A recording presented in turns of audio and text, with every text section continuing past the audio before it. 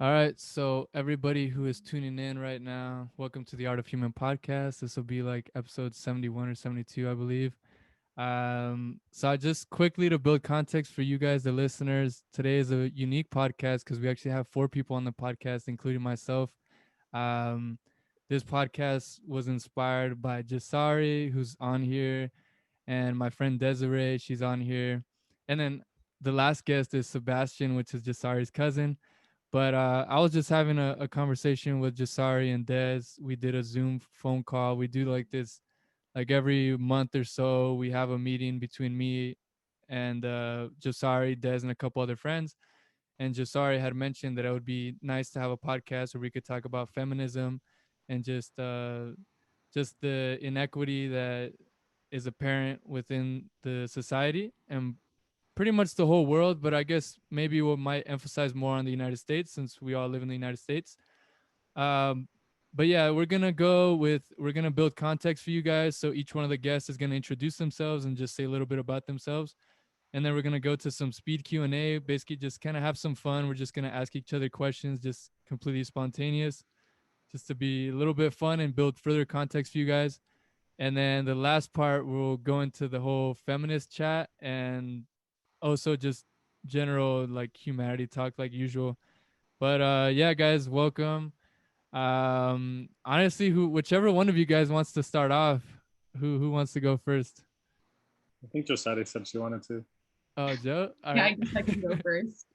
Go ahead, Joe. So I'm Josary, also Joe, and yeah, met some of this gang where we used to work, and then obviously met Seb through family because he is family.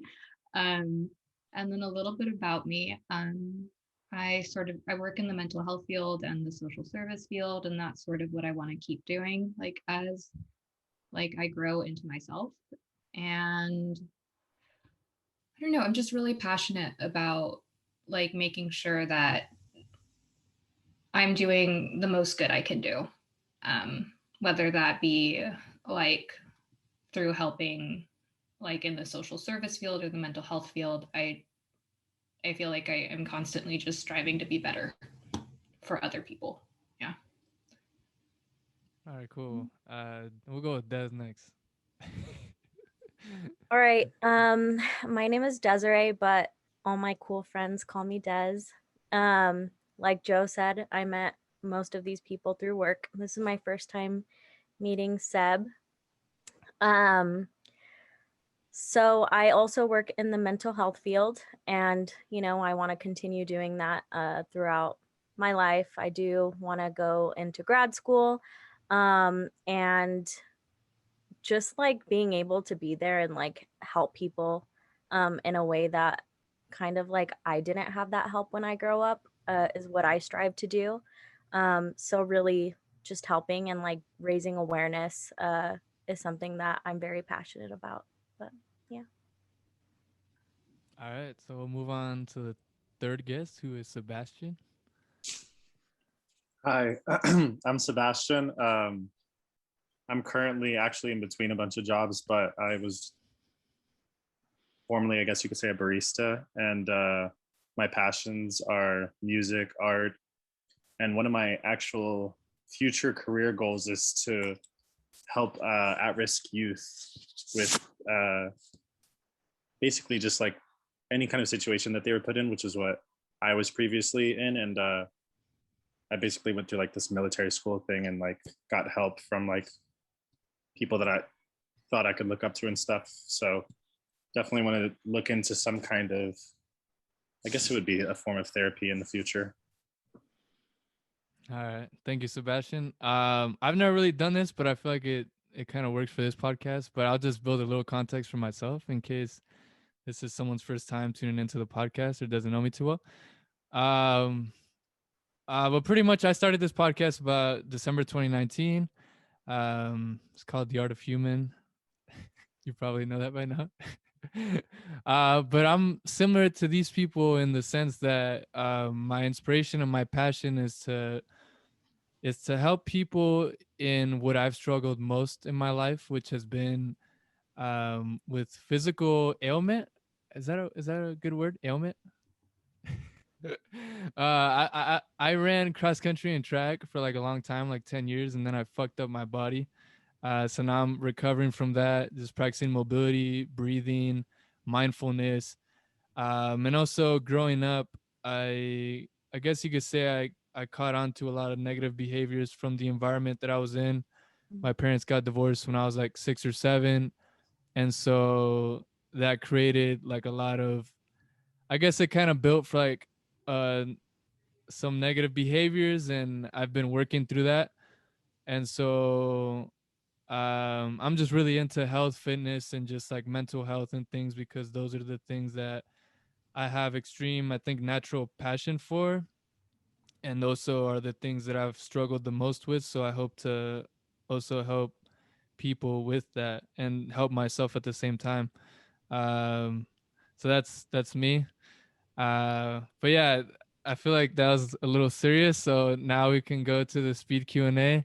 And what I'm thinking is we can go like box, box, box. So like, Joe, I'll ask you a question. And so like speed Q&A is basically like just ask a random question and then the other person just responds intuitively, like don't think too much.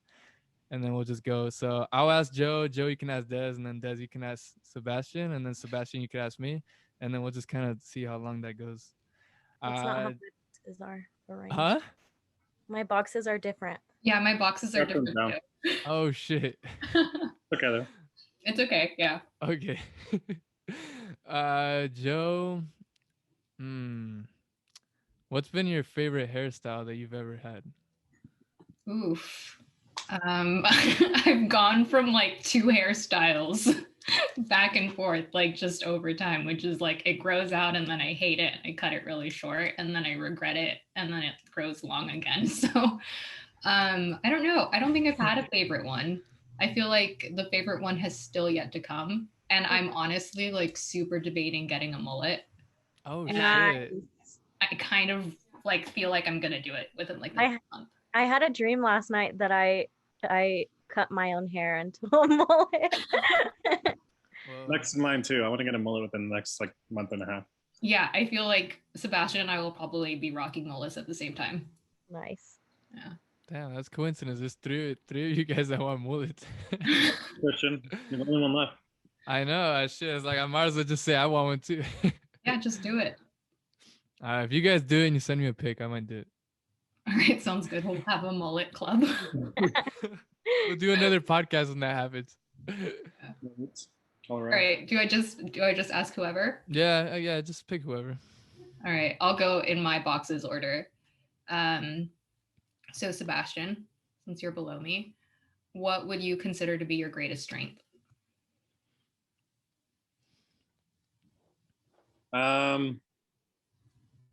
I was told this by someone else. Well, I guess this wouldn't be my own opinion, but I'm just going to use it anyways. I was told this by a few close friends of mine.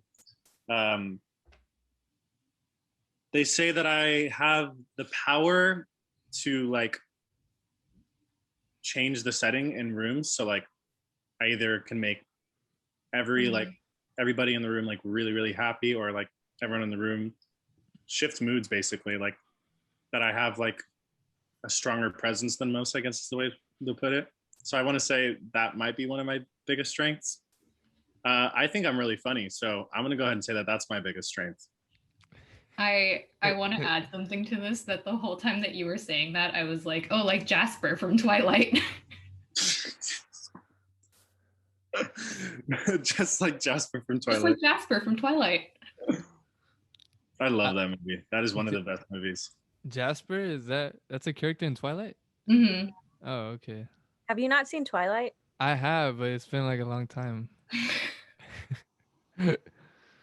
Bella, what are you doing here, Loca? That's like one of my. That's a good one. Okay, but we should stop before this becomes a Twilight podcast. I guess Sebastian, you can go for the next one.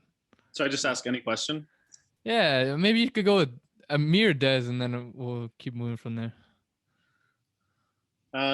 Okay, I'll ask Des. What is your favorite music genre and why? I would have to say alternative. Only because I guess that's what I kind of grew up with. And so it just makes me feel happy inside. And I feel like, it's so relatable, like the lyrics and stuff like speak to you, and like I don't know, I love hearing, like, feeling the rhythm like in my body, and like I just like that feeling a lot. You get some band names? I really like Muse. I've seen them like 4 times. I'm kind of obsessed with them, so yeah. The Killers are cool too. I really love the Killers, but yeah. Christian, see, I want to ask you something, but I know that you're not going to know the answer to it. I was just going to ask who your favorite Harry Potter character is and why. Intuitively, I'd say Harry Potter. Why?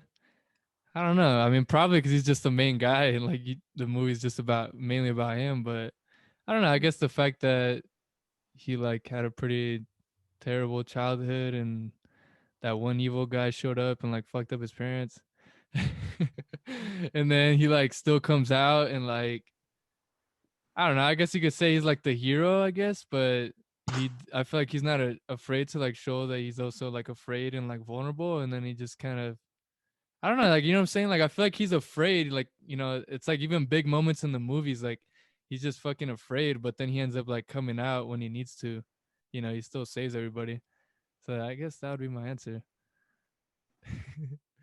Are you guys cool with doing one more round of this? Yeah. Yeah. All right. Joe. I was thinking you have the cheek dimples, right? Mhm. You have it on one side?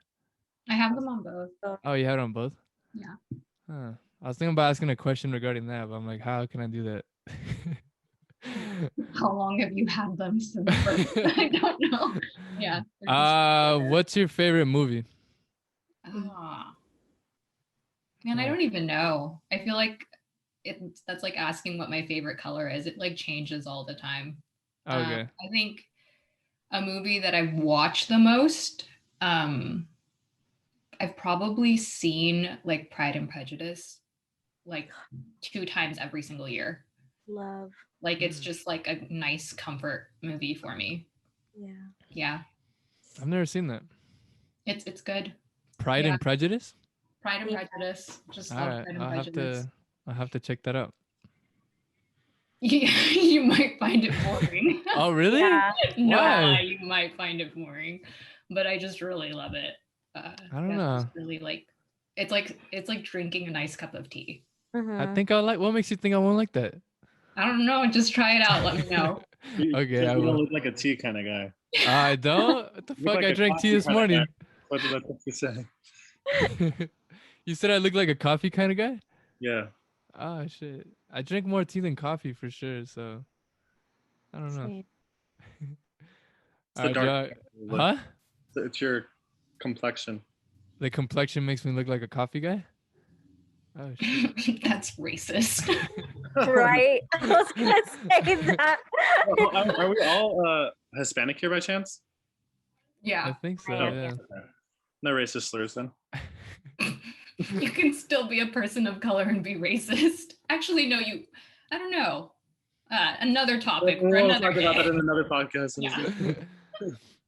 All right, Joe, you can slam on anybody. All right. I'll still go with Sebastian, so we continue this circular motion. Okay.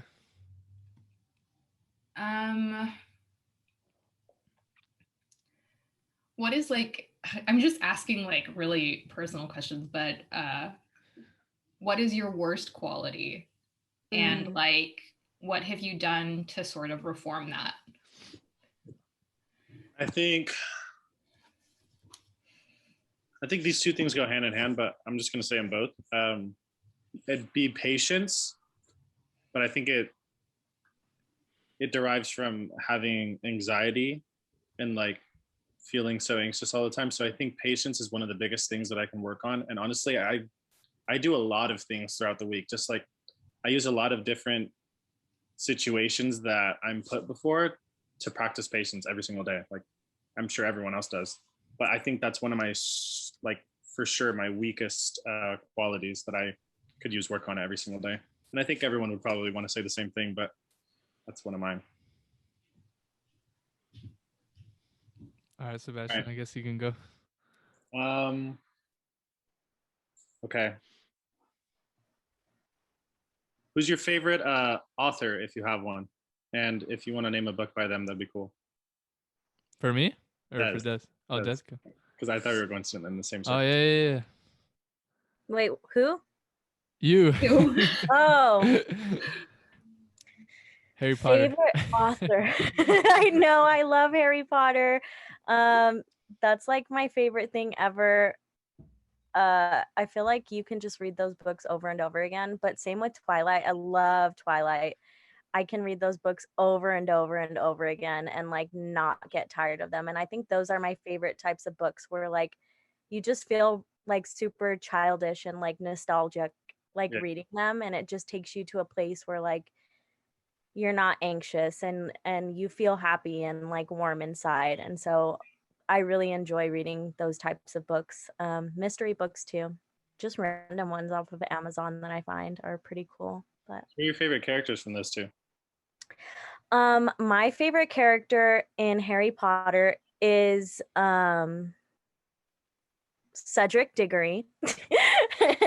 Only because he's a Hufflepuff and I'm a Hufflepuff, and he's like so wholesome, and every time he dies I'm like so sad and devastated. It's so sad. He did not deserve that. I think I've cried every single time that I've watched that scene. Yeah, it's so sad. But also like the fact that Robert Pattinson plays him in the movies is pretty cool. I love that. And Twilight, I would say my favorite character is, I really like Alice. I think she's pretty cool. And like her story in the actual books I think is really cool, and like how she met Jasper is super cute. So yeah, Bella kind of annoys me. Personality. It's very sweet. Yeah, so I like her. All right, Christian, what is your biggest regret and why? To be honest, I don't think I really have a regret. Like, I don't know. I'm being serious. Like, I don't know. I've thought about that before, and like, I always feel like, I don't know. I mean, yeah, it's just like I wouldn't go back in time to change something. I feel like, cause like, that's why I am who I am today. Like, even the bad stuff, that's what makes you learn and makes you grow. And I don't know. I feel like, I don't know. That's kind of weird, but I guess I don't really. That's actually like my answer. Like, I don't feel like I have a regret. Even all the fucked up shit I might have done or whatever. Like, it happened, and I feel like I learned from that. And if I take that away, then I wouldn't, be who I am. Yeah, that would be my answer. Nice. So yeah, I know I said I would probably read out. You guys down for me to read a little bit from that slide to start the third segment, like about feminism? You guys cool with that? All right. Hopefully, I don't know if I could still. We're at like 9 minutes until this shit cuts, but let's see. All right. So for everybody listening, I'm gonna read some stuff off of some slides to build some context in terms of what feminism is as we move on to the third segment of the podcast. And I'm starting to talk in this different tone of voice because I don't want to get too serious here. I want to keep it nice and loose. So oh wait, I could probably share the screen with you guys, right? Yeah, you could totally do that. Let's do this. Share screen. Safari. Can you guys see it? Mhm. Yeah. All right, cool. Let's go. Da, da, da. All right, folks. So I found this online. I think it's pretty credible from what I've read. It sounds pretty legit. But any of you guys feel like it's not legit, just let me know. So the title of this slide is "Feminism: History and Perspective, from History to Her Story." Feminism is a collection of movements and ideologies aimed at defining, establishing, and defending equal political, economic, and social rights for women. This includes seeking to establish equal opportunities for women in education and employment. The history of the modern Western feminist movement is divided into three waves, Each is described as dealing with different aspects of the same feminist issues. The first wave refers to the movement of the 19th century through the early 20th centuries, which dealt mainly with suffrage, working conditions, and educational rights for women and girls.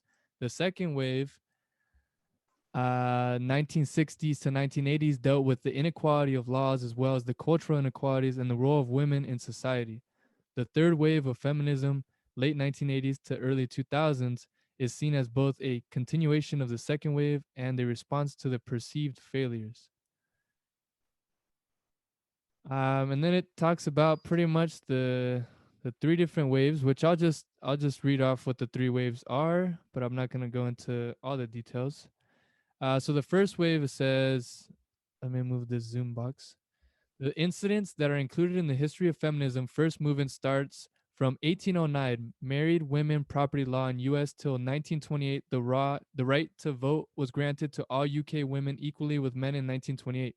There are exactly 69 incidents defined with the first feminism wave movement. All right, let's go to the second.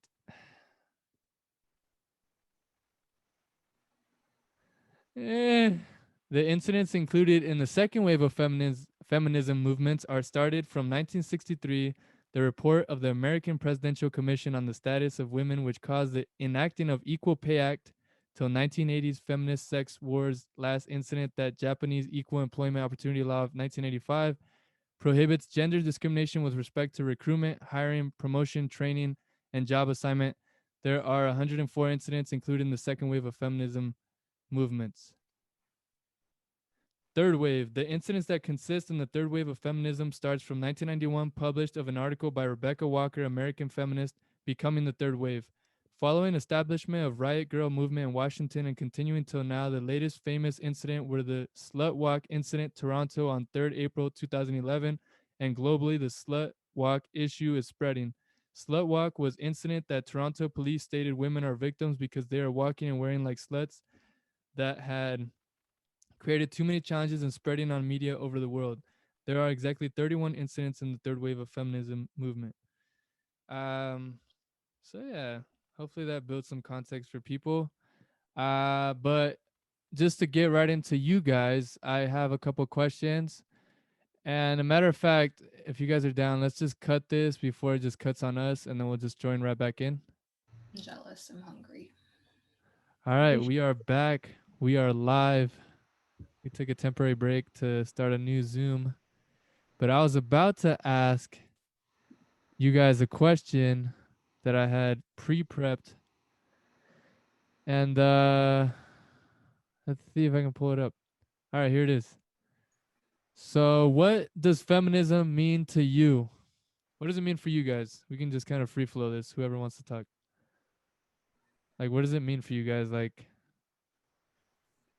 I think it's a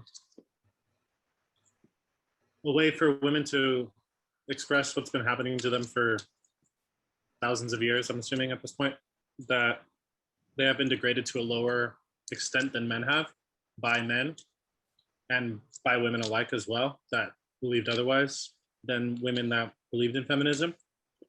So I think it's just a matter of them wanting to have the same exact rights like the rest of us, which is only fair. okay. What about you guys, Des and Joe? I agree, but I also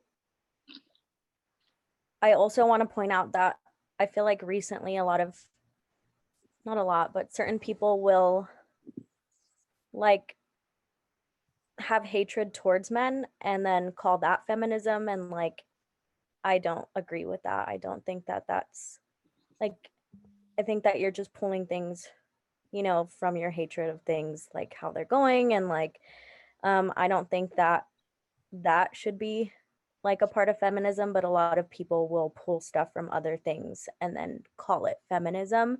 And that's why people will talk shit about feminists because they think that we just hate men and like we think we're better than men kind of thing. But yeah. Every day I log into social media, one of the first things I see all the time is just girls posting another day what a beautiful day to hate men, or like just this is why I hate men, and like constant just that, I guess it's like a trend. Like, Yeah. it's I think funny, I that- guess, in a sense, but it's like also like yeah. extremely demeaning, and besides the point that everyone's trying to get across. Exactly. Mhm.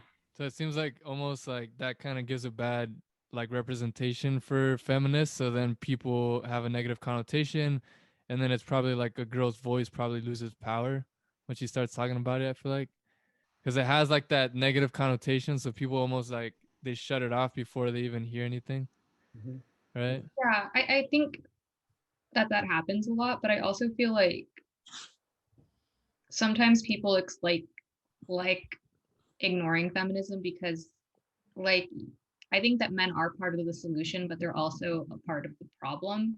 And I think a lot of men get really like hurt and defensive when they realize like, oh, I'm part of the problem, but like, what do you want me to do? Mm-hmm. And it's like how you reform that is you learn about it, you admit what your faults are and you actively work, to dismantle like this bias that we unfortunately all have about women.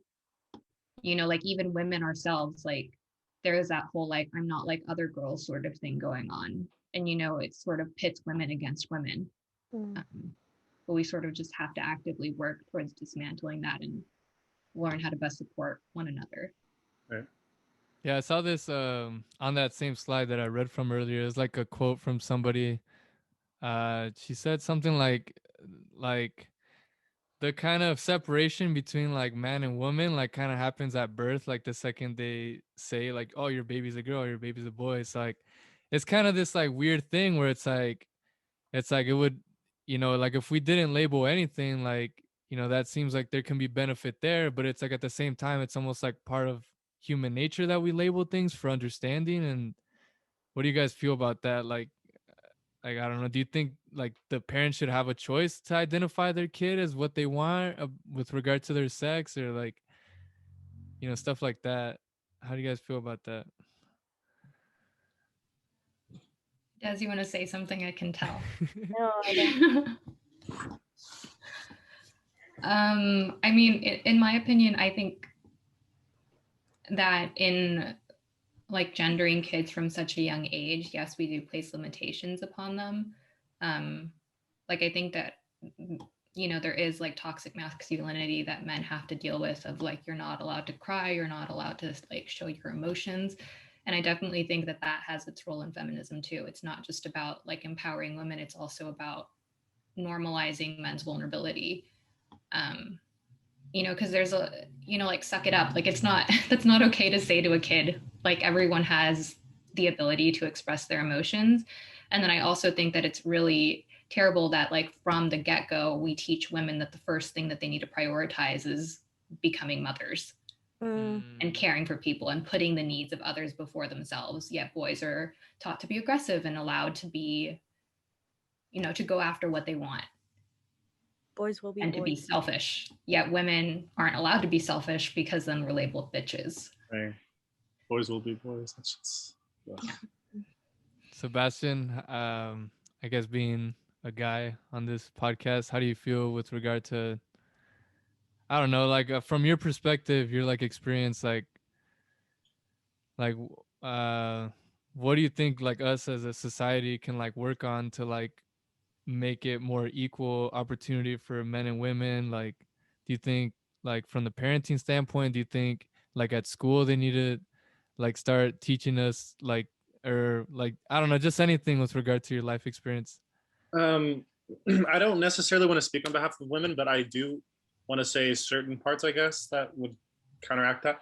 I want to speak on behalf of men and how you said parents. I think parenting is a huge thing that goes into this. And I think a lot of, more than likely, fathers will enable their sons' actions to not assist with the problem and to probably cause more problems as we continue to show having like every year there's something new, there's something constantly happen every month, I should say, not even every year, it feels like every month you see something new about some kind of guy getting away with either beating a woman or talking down on a woman in a very, very powerful way. And like just people that have usually wealth or a social what's the word? Status. Yeah, social status of some sort, and they don't use it to benefit anyone but themselves or negativity in that sense. So I feel like there definitely could be a lot more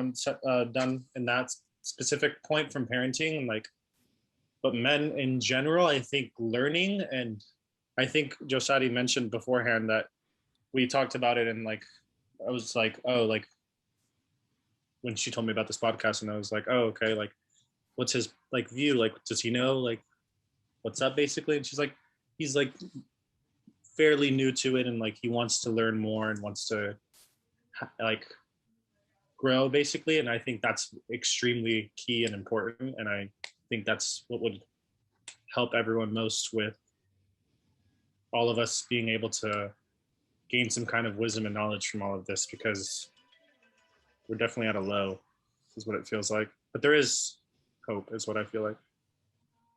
Okay, because I know maybe someone would argue that like women are getting a lot more benefit than, and I mean things are constantly evolving, things are constantly changing, and I think I don't know. I'm like a, and not yet. I like the fact that you pointed out. Fuck.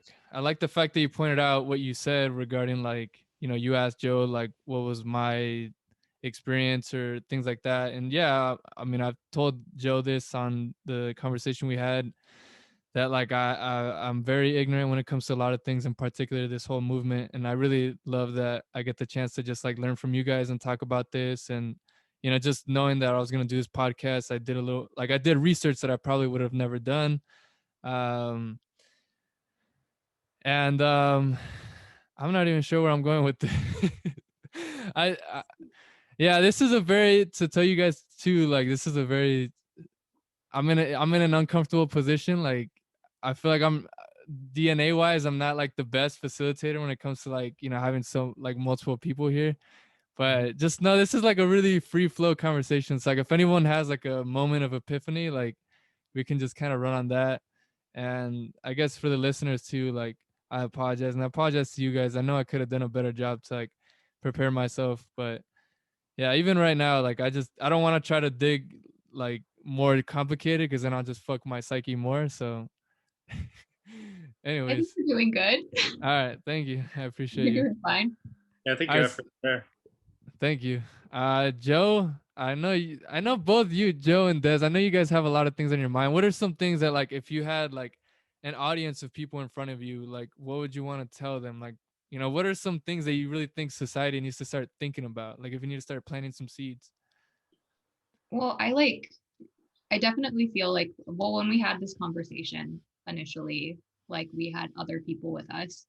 And I think that it's really interesting to to see how like hurt some people can be, like when you tell them that like, hey, like maybe that was a little bit sexist, but like I think it's not a bad thing, to be called out on your shit.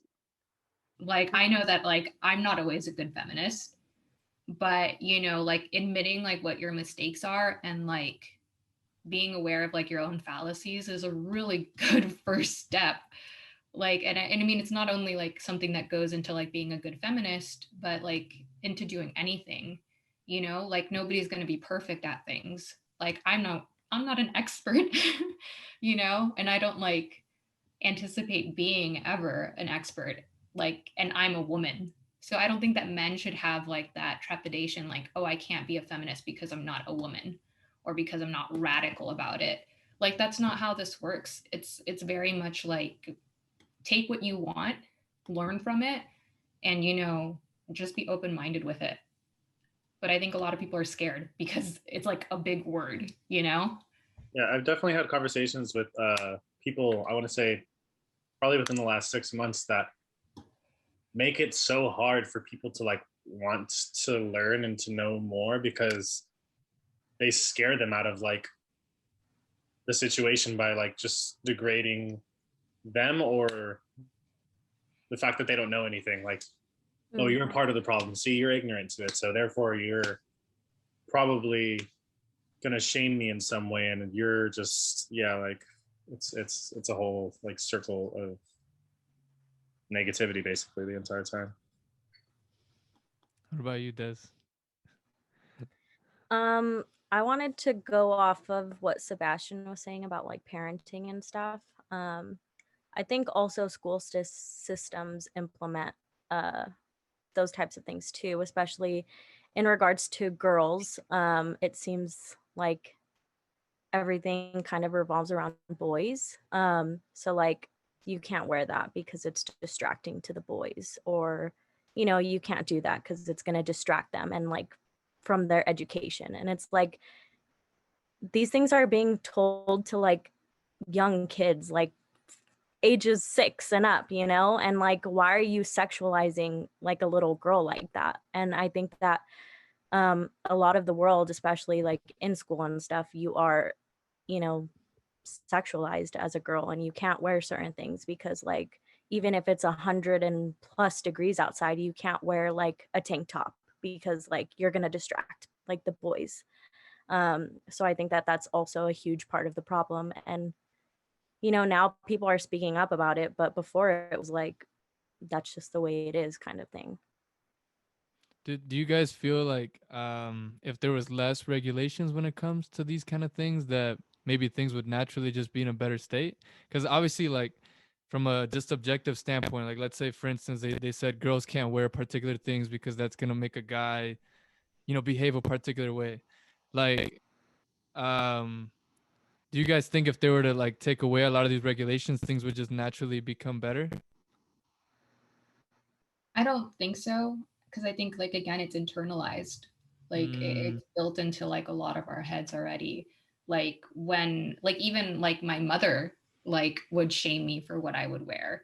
Like I think girls are like from like a very young age. Like I very much remember being like 3 years old and wearing a skirt and my mom telling me that I always had to cross my legs. Like I could mm, never ever wear a dress or a skirt and have my legs open because I Yeah. was a young lady. And it's just like the things that we have to grow up with like is really hard. Like we are taught like from a very young age that we are susceptible to being like victimized, and it's like your job is to protect yourself, but it's never like boys are never like sat down and like having like a talk and like being told like, oh, it's your job to not be violent towards women. But like as women we're taught that we have to protect ourselves like from the get-go. yeah, and one of the things that I think about right now is like I'm learning like from other countries and other cultures, like the dynamics very different. Like there's certain countries where I don't know, like sex is not that as big a deal. Like, my brother I've had a conversation like this with my brother where like, I forget what country, like somewhere in Europe where like, sex is like, it's not like a huge thing where the child feels like they have to make it super secretive from the parents. Like there's certain places where like the parents are like, oh, okay. Like they actually help their kids. Like they give them protection. And like, I don't know. Cause I feel like part of the reason why some of this happens is because there's such a like, taboo affiliation with like I don't know, just like the sexual nature of us as humans. What do you guys think? Because like you know what I'm saying? Like we're sexual creatures, so obviously that builds a lot of some of the tension that there is between male and female. Like how do you? I feel like part of that could have to do with like this whole problem is like the fact that there's like this tension, but we're kind of like making it taboo, and it's kind of like, what do you guys get what I'm saying?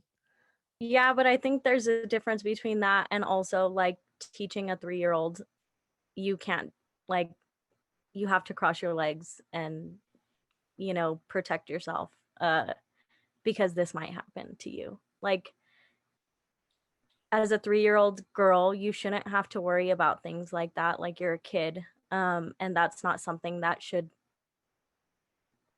I mean, it's gonna happen and like things like that do happen every day, but like that's the problem, like we shouldn't have to, kind of like what Joe was saying, you don't have a talk with boys about like don't be a predator. Don't, I don't know, like I've been reading a whole bunch of stories about like girls going out on dates with boys and like boys paying for the meal and like demanding sex basically, like because you're owed that, because I paid for this and I gave you a meal, so you owe that to me, kind of thing is what a lot of men like hold as their mentalities. And it's like, no, like it's I mean, we are sexual beings, I agree, and like we're allowed to express our sexuality in any way that we want to, and that's a whole nother thing. I think like a whole different topic, but I don't think that as young girls, or I don't think in general we should have to worry about protecting ourselves from men or females, like from each other. Um, you know, like that's not, I don't know. I don't like, being afraid to walk to my car like after work when I get off at 10:30 like p.m. Like I don't like that I sometimes check the back seats to make sure that nothing's there. I don't like that if I'm ever going to a gas station late at night that like I need to make sure that I always call somebody just to make sure that like nothing happens to me. I mean, I have my location shared with Joe just in case like something ever happens. And so like I don't think that we should have to worry about those things, but those are things that we do have to worry about, you know? Yeah, I've never heard a guy say that. I'm going to Yeah. the conversation and I'm scared, so here's this in case this happens. Yeah, I don't hear that. And guys don't think like if you don't have someone in your life that's like talking to you about it, I feel like some guys, even like people that I talk to, they don't think about those things. Like I was telling Joe that I walked to my mailbox in the middle of the night, like by myself. And my boyfriend thought it would be funny to hide behind a wall and then come out at me. Like, and I got really upset. And he got upset with me because I was upset. And he was like, I'm just trying like to be funny and play a game. And he didn't understand from my perspective is that when I'm out there by myself in the middle of the night, like, especially when you're not in a great neighborhood, like I'm already on high alert. I'm already like looking out and like checking out everything. I start hearing people coming. So I immediately like go back to my house.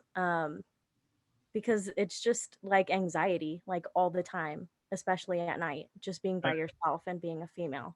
And it shouldn't have to be like that. I feel like you should be able to feel like, oh, that's funny, like, okay, that's cool, like it's not even like specifically in a situation like that, but like, oh, like he scared me, it was funny. Like you shouldn't have to feel like you're on high alert all the time when you're literally just walking outside to your freaking mailbox. Like it sucks. It's something I would never be able to understand, but I hope can change in the future.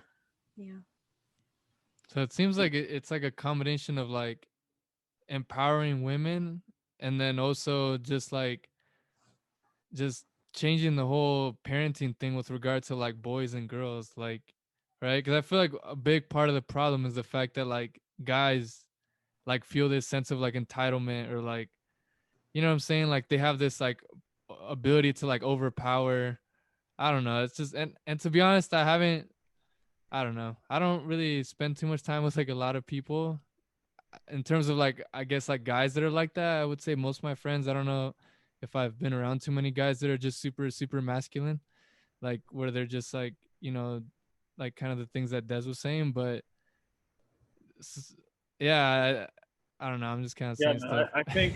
I think I'm gonna go off of what you said earlier about like your question of like that Yosadi answered. I don't remember what the exact beginning of the question was, but basically is how it's internalized in women that they have to act accordingly in a certain way because of parenting and because of society norm or societal norms. And it shouldn't be like that. It should be a situation where everyone should be able to be comfortable around each other without having to look over your shoulder, like worry about if someone's going to take a fucking picture of you, or like, like it's really creepy stuff that happens nowadays. Like really, I've seen guys at the grocery stores like flicking pictures of girls. It's like, it's hella creepy. It's hella weird. And like, Or even like following them in a grocery yeah, store. Like that's yeah, something yeah. that you have to worry about. And like, Yeah, I don't think like guys ever have to worry about getting groped. And like I honestly like had normalized getting groped like in my mind. Like I was like, oh, I'm walking alone on the street, I'm going to get groped. But then like I realized like later on in my life, like no, that's not normal. You don't deserve to be randomly touched by men who are walking past you. Like, that's not okay. That's actually like assaulting someone. But like, men are like, oh no, you should be flattered because you're pretty. And it's like, that's not flattering. That's you touching me without my consent. Yet you think that you have every right to do so because you're a man. Yet you don't understand, like, as a woman, how demeaning that feels to be acted like you don't have feelings or like you don't deserve respect. I feel like, I don't know, me just thinking about this and kind of reflecting on my life, like I feel like something that might help is like to even implement more of this like in school, like to have like, you know, teach the guys like, yo, like women go through a lot of different things than men. And like even some of the things that we're talking about now, like we can make young boys like aware of this, like so that they know like, hey guys, like this is not good. This is currently like some of the issues that girls are going through. And like, you know, let's be nice towards girls and let's, you know, let's understand that they go through differences. You know, I think even like our biology, like women have different hormones. You know, you guys have a lot of different things going on. Like I'm still learning about it. Like honestly, like, you know, and like I feel like maybe if a guy were to understand more of the lifestyle like that a girl lives nowadays in the USA and like some of the even the biological differences, like I feel like that would be encouragement to like maybe be like, oh shit, like that is really fucked up what I'm doing. You know what I'm saying? 'Cause I feel like maybe some of these guys don't even realize that they're doing something that fucked up because every other guy's doing it, right? No, I completely agree with that. I like think about like a lot of times, like when I go out on dates with guys, like they'll be like, oh, like let's go on a hike. And I'm like, that sounds horrifying because one, you're somebody that I don't really know. You want me to go somewhere with no cell reception. You're a tall, like man who's not a person of color usually. And you expect me to go somewhere secluded with you. Like, no, that's a horrible first date. But guys don't think about that. Like, we have to think about that, which is why Des has my location, which is why my cousin has my location. Like, you just have to be super careful. And like, I don't think that guys really ever think about like how much thought we have to put into things. I don't think I mean, have you guys ever had like gone on a date and had to text your friend, hey, I'm gonna share my location with you, can you like check up on me every once in a while and then like make sure that I text you when I get home kind of thing? Have you ever had to I've had a few instances where I've done that, yeah, just because first dates and stuff, never really sure who you're seeing, so I can definitely see that side of it, but it's definitely not something that's as common for me. Like I don't think that will happen even closely as often as it would with a woman ever. What I want to know is like what you guys do to make the women in your life feel safe. I think, if I may, Chris, if you want to go first, you can go first. You can go. Okay. I think one of the biggest things that I do in my life to make the people in my life feel safe is that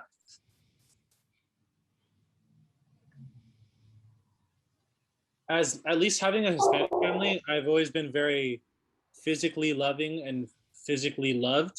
So like that's how I show my love a lot of the ways, but that's only with the people in my family that I like to do that with, because if I were to do that with any random person, it would be extremely weird and awkward. And like, I don't think people have sort of boundaries set like that. I don't think men necessarily normalize not being able to like touch girls or, like in that sense, like it's very inappropriate, I guess, outside of family. But within family, I feel like that's one way that I feel like all of my family has ever done for me and I've done towards them is like physical love. And like, honestly, I'm blessed to have one of the coolest families and like one of the most open families on certain sides, because like some of them are even relatively close to me in age, like pretty close. So like I get to have a lot of really good conversations and like build up, I guess, a trust within each other and one another, and like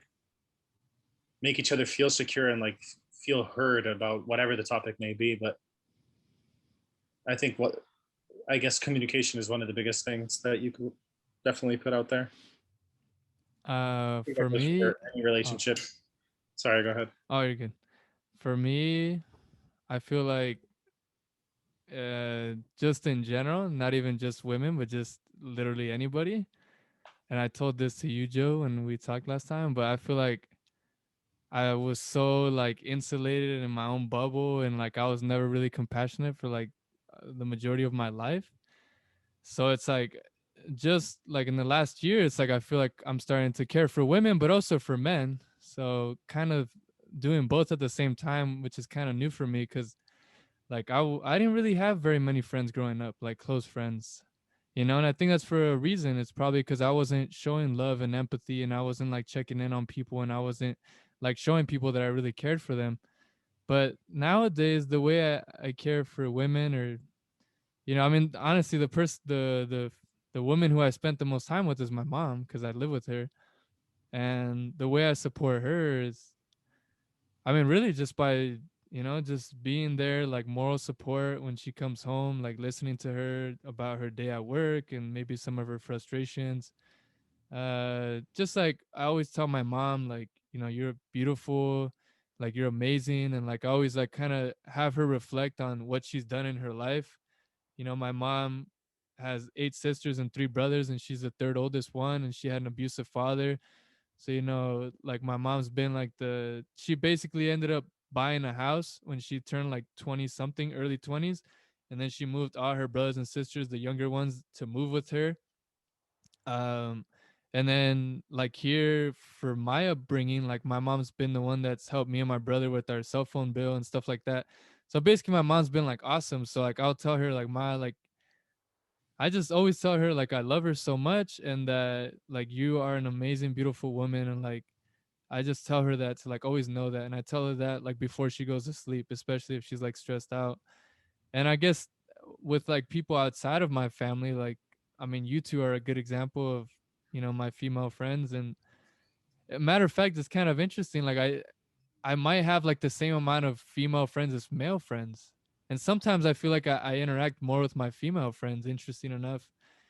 And I don't know, I think everything's so new to me, but I have a lot of respect for women, and I think I support them just by always listening and trying to understand them. I think that's the biggest part. I mean, that's literally part of this conversation, is to understand women. So I think that's the way I'm doing it, is just by literally taking the time to just listen and, you know, not discriminate against them. Like, you know, any kind of prejudice I might have, I don't listen to that thought. I don't let that thought be me. Like that's not me, you know. So I just practice to do my best to see everybody equal.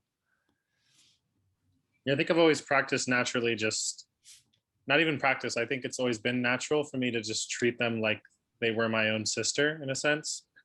Like I have had instances, of course, like I'm sure we've all had instances where we feel like we've said things that we shouldn't have said in like the context of women and men, jokingly or not. It's definitely been something that has happened and I've learned from, of course. And like I've practiced not saying those things, or like learning from those things and realizing what was said or what was done that affected whoever it was. And like, yeah, that's a really big thing. It's, like you said, I think understanding both sides of it. And I think it goes hand in hand. I feel like it definitely goes hand in hand. Women definitely, I guess not, it's not like a job that they have, but a role that they should fulfill, like we do as men, is to understand why the men do the things that they do and say the things that they do that are impolite, improper, inappropriate, just overall, so that they can get that message across that this is what I don't want, this is what I do want, this is what I want you to understand, you know, like. And it's not always going to be easy for both sides, of course, but as long as the both parties are mindful of what they're doing and saying, and like both are coming from understanding points of views, it's going to be a learning process almost every time. Des gave me like a good refresher on it. Heck All yeah. right, folks, we are back from our potty break. I was kidding. I went to the bathroom. Seems like everybody else just got food. I went to the bathroom. Oh, Seb went to the bathroom. What about you, Des? Did you do anything? You just kind of hang out. I took a picture of myself. Hey, I see. Yeah, Josary, let's get into it because you got something. Yeah, I had something and then I lost. What? The second I started saying shit? Okay, it was off of Des's point. So Des, Women virginity. talking Oh, about, there you go. Virginity. yeah. So I pretty much agree with you that like women's virginity is viewed as a commodity, but I also think like men are like taught from an early age that they're just like their goal is to like get some, right? And they're like asked to be like hypersexual, and that is something that leads to the hypersexualization of women because like when we're younger we're like asked to be really chaste and you know like to be virtuous, to like to pretty much like not express our sexuality, but men are asked to express their sexuality. And so it's like, but like you guys aren't like, you know, like it isn't thrown in your face later, but like us, like, you know, we sleep with like one guy and all of a sudden we're like sluts. Yeah. And it's like And the guys, right? you're allowed to sleep with however many people you want, and it's like, oh yeah, like right on. Yet if I sleep with as many people, like no, like I'm suddenly like a massive, yeah. Yeah, that's kind of what I felt honestly growing up. Like I even like like I almost like pressured got a girlfriend when I was in middle school. It was like weird, dude. It was like super like I don't know. It's just like every guy had a girlfriend. Like so many of my friends that were guys had girlfriends like in middle school. So then and then like the group that I hung out with was like just like that, like you know talking about girls and talking about this girl's hot, talking about this and that, and like everyone's getting girlfriends. And then like I legit like had a girlfriend in middle school, and it just went down in such the weirdest. It happened very weird, but I don't think that's too valuable to this conversation. But I think it's just I know I felt it from society, like that pressure as a guy to like have to like go after a girl. And if not, it's always like that. It was probably partially in my head to be honest, but I feel like there was always like that, oh, do you have a girlfriend? Like you know, like that was always like a common question. And I felt so insecure about myself, like I almost felt like I kind of had to like lie, you know, to not seem like I'm like the weird person, you know, like the different guy, because like every guy was like talking about girls, was like going after girls, and like you know I don't know, it's just like it wasn't really in my DNA, or I don't know what the fuck it was, but like I was always kind of like I was kind of like an outlier when it came to like me hanging out with the guy friends, you know. I still I think I'm a super out, like you know, like I'll tell you guys up front, I've mentioned this in the podcast, and I've never had a girlfriend, you know. Yeah, legit, I've never had a girlfriend, so it's like I'm a really fucking weird guy, you know? I know, like, how many guys could probably say that? I don't know. I think you're just an opportunist. What does that mean? thing, dude? Huh? You said it's not a good thing? That's not a good thing. Why, that he hasn't had a girlfriend yet? No, I'm saying that you're saying that he's an opportunist. He's just waiting for the right lady to come by. Yeah, but that's not what being an opportunist means, dude. Is that not? No. Like, am I wrong here? Being an opportunist means that you're like greedy and you're taking advantage of opportunities. Does it not go both ways? No, I don't think it does. Back me up. Gotta ask Google here. Yeah. Gotta Google here. Right, yeah. I always thought an opportunist was like a negative. Yeah, it has like maybe it can go either way, but I think maybe some people have the negative connotation. Okay, opportunist according to opportunistic, I think is the best way to put it. So opportunist according to Oxford is a person who exploits circumstances to gain immediate advantage rather than being guided by consistent principles or plans. Okay, yeah, I guess it doesn't. Yeah, well, I meant he's just waiting for the right person to come along. That's what I meant. There you go. I'm for sure not waiting. That's the I'm other not. thing I I'm can not say. the dictionary. I try my best. It's fine. It's fine. I guess I'm a dictionary. Walking dictionary. Yeah. You're a good-looking dude, Christian. You definitely. Yeah, I mean, I could talk about this for a while. I mean, it's not that I've had girls attracted to me. I've had a lot of different I've had opportunities. You know what I'm saying? Like I could have had girlfriends by now. I've probably hurt some people's feelings, but yeah, I'm just saying like, yeah, I'm that guy. Like I have, you know what I'm saying? Like I've been insecure about expressing my like I've always been concerned about like the girl. Like if a girl ever liked me and I didn't necessarily feel that way for her, like I always felt afraid to like then her feel bad because I didn't feel that way. Or like, To you say know, like no. now I'm starting to like break those shells of like, hey, you know what? Like I can't be worried about if the other person gets hurt. Like, you know, I have to just be real with these people, you know?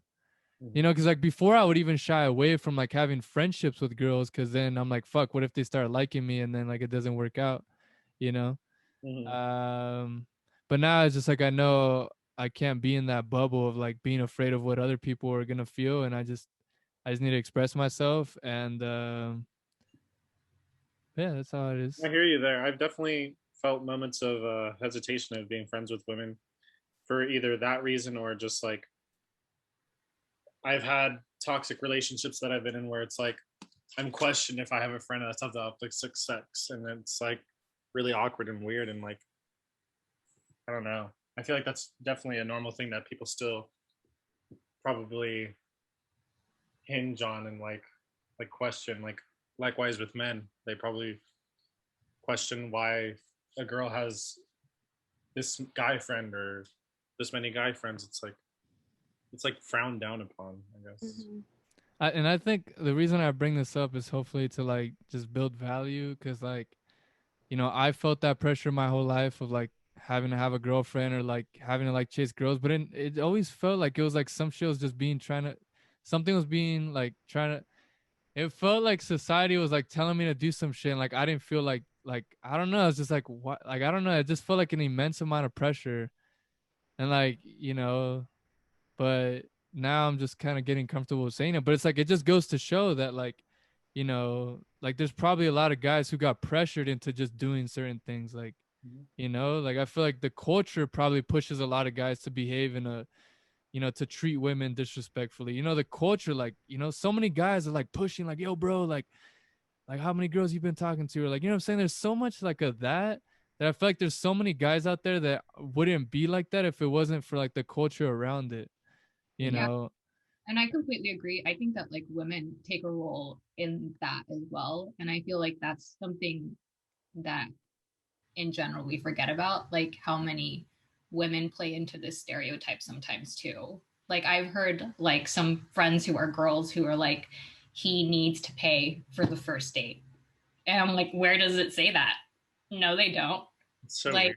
that's so dumb. Like I think it's dumb for guys to expect women to have sex with them, and it's dumb for women to expect a guy to pay for them. Like that's not how feminism works. It isn't just like one side gets to benefit from everything. Like no. Like if you're a true feminist, you will not expect a man to pay for your meals, and a man won't expect you to have sex with him at the end of the day. Mm. Yeah, I don't think I've ever paid for a meal and expected something out of it in that sense at all. I think it's extremely inappropriate and entitled. The sense of entitlement that can come from that is just ugh. That sounds gross. That sounds really, really gross. Like hearing that out loud, it makes me uncomfortable. It makes me feel weird. I don't like that. I do it out of the kindness of my heart that I've ever, anytime I've ever paid a meal, it's like, because I want that person to feel, I guess, special or like feel welcomed. If it's a friend, if it's not a friend, it doesn't matter. It's just, I don't know. It's a gesture, you know? And I feel like me having, and I've, you know, Des and Joe probably know this more, Sebastian, we just meeting, but the past like, and especially the last few months, like I haven't worked and I've basically been here at my mom's house, and it's I was watching like this video on YouTube, like a Shaolin monk at, there's like a temple in Europe, and basically what he has certain people come to the temple, and basically they provide food and they provide a place to sleep for them. So then it's basically about self, you know, they're there to like, to not, it's not about the quantity, it's not about like you're being there and you have to get a bunch of shit done, you know, it's literally all about like depth and like quality of time, you know, being mindful and all that.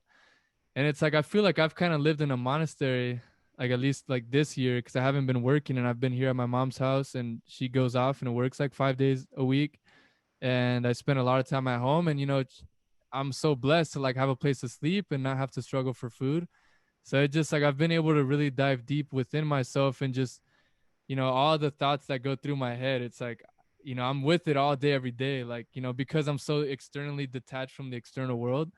And like the thing that I'm learning, I'm just like, wow, like there's so much shit that was implanted into my subconscious.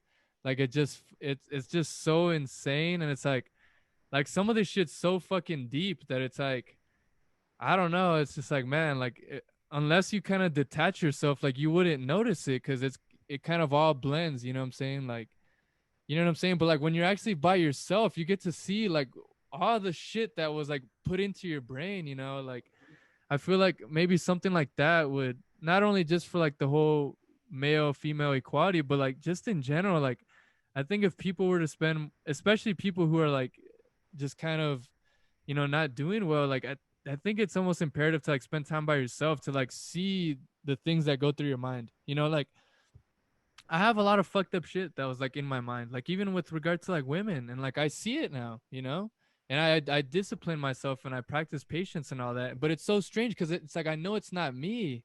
It's like it's just so like I've spent so much time where like I know it's like subconscious because it's like it's just a feeling. It's not like I want to. It just happens, you know. Mhm. So it just goes to show like it's so much of this is just the subconscious, like the shit we see in the movies, like the shit that I don't know, dude. It's just I really feel like the truth comes out like when you go into a place of like, you know, just being like alone and just I don't know, like it's just something raw about it. You just get to see the raw nature of it.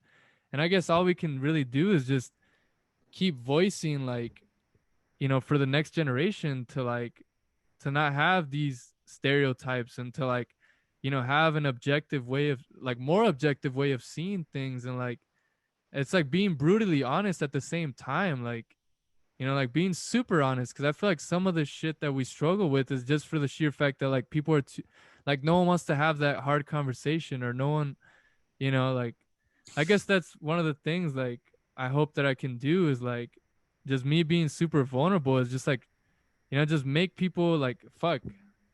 Like we all have a vulnerable side to us, you know? Like we all have some shit that we would prefer to just hide away from. And it's like, I don't know, just doing whatever it takes to just be able to get to that vulnerability and just I don't know, you know. So No, that's yeah, kind of my rant. I agree. I feel like I don't know. Do you guys just want to go to like what's your message for the human race? I mean, we got like three of us, so all right. So which one of you guys wants to talk? If you basically this is the parameters, like the whole fucking world could hear your message right now, in spite of the language, all that bullshit. Like whatever you say, people can understand you. Like, what would be your message for the human race? I think my message would be don't be such a dick.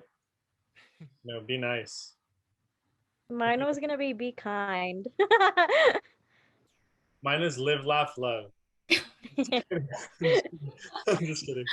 No, yeah, I think don't be a dick. Like, be nice. Just spread love where it's due. Don't be so willing to be so hateful all the time. It's exhausting living that life, and I would know because I come from a very hate-filled childhood and growing up with a lot of problems around me. And it's like I wish I could have seen them the way that I see them now. Is just a lot more simple and like a better way of living, basically. Des, because you kind of started.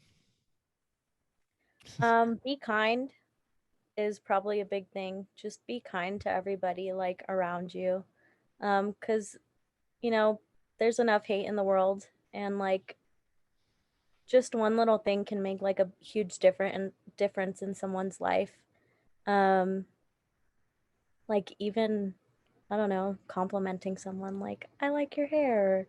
You know, that makes people feel really nice, and um it can make a huge difference. But also like I think something that has been difficult for me is learning how to also like put yourself and your needs like first. And cuz like my whole life I feel like I've put everybody else above me, and like I felt like everybody else was more important, and that I had to be this for this person, and I had to be this for this person.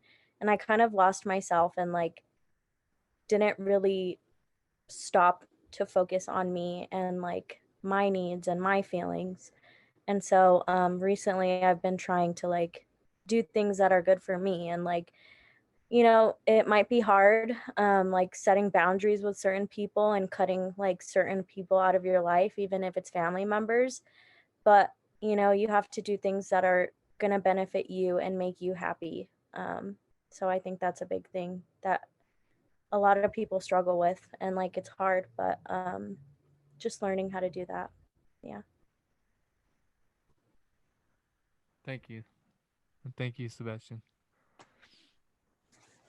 All right, Joe, you are the last one. I would say my message is that you are valuable. Um, that no matter like what sort of shit you have going on in your life, that shit is worthwhile, and you deserve to feel however you want to feel, but that you deserve good things. All right. Well, I just want to say thank you guys so much for doing this. I think this really pushed me in a way that I think has helped me grow a lot.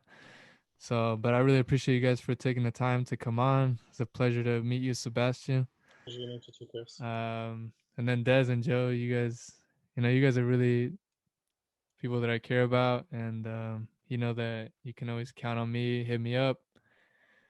You guys are like family, so yeah, just thanks a lot, and thanks a lot to everybody tuning in. I really hope you found some value, and yeah, that's pretty much it. I love you guys.